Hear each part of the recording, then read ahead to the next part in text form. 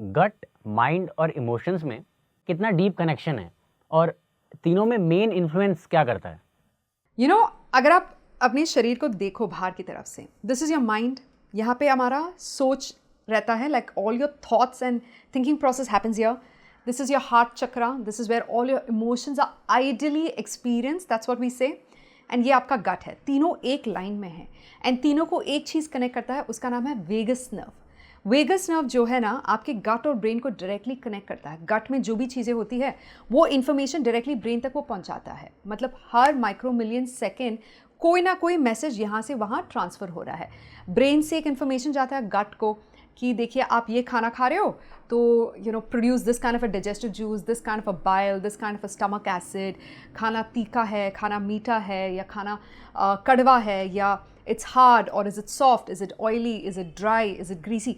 ये सारा इन्फॉर्मेशन हमारे हाथों से, हमारे आंखों से और कानों से इन्फॉर्मेशन ब्रेन तक पहुंचता है. ब्रेन गट को इन्फॉर्मेशन देता है कि इस तरीके का खाना is coming down to the stomach and the gut. The gut then starts creating digestive juices according to that. Not just that, the gut also communicates with the brain. Gut brain को communicate करता है कि मैं बहुत भर चुका हूँ, please don't eat any more food. So the brain then tells you stop eating food. Okay, so there is a direct connection. It's like a husband and wife in a relationship. वैसा connection है gut और brain का. If the brain is working well, it will allow your gut also to flourish. If the gut is healthy, it will also support your brain health, mental and emotional health. So it has a direct connection. दूसरी चीज़ ये है, जब आपको किसी भी तरीके का emotion महसूस होता है, जैसे से you feeling anxious, scared, excited, happy, nervous, butterflies fluttering in the stomach, आपको ये फीलिंग कहाँ पे महसूस होता है? यहाँ पे होता है. तो feelings and emotions are actually experienced in the gut, not in the heart. And जो सेरोटोनिन करके एक हार्मोन होता है जिससे हमें खुशी महसूस होता है, 75 to 90% of that hormone is actually produced in the gut, not in the heart, not in the brain. जब आप चॉकलेट खाते हो तो आपको खुशी महसूस होती है. That feeling comes from the gut and is experienced in the gut, and then the brain communicates it to you that you're feeling happy or you're feeling stressed out because of the cortisol.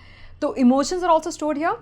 Memories are also stored here, by the way. So it has been proven that the gut is a second brain because यहाँ पे ज़्यादा neurons है compared to the brain. So if you look at the gut, it also looks like a brain, and there are more neurons lining the stomach walls, the gut walls, and there are neurons in the brain. Neurons क्या है? आपको महसूस करने देता है. Neurons allows you to experience emotions, whether it's hot or cold, whether it's humid or stuffy. वही emotion जो decipher हो रहा है आपके brain में, वही gut में भी decipher हो रहा है. So that's why the gut is called the second brain, and it has a very powerful role to play when it comes to mental health, emotional health as well.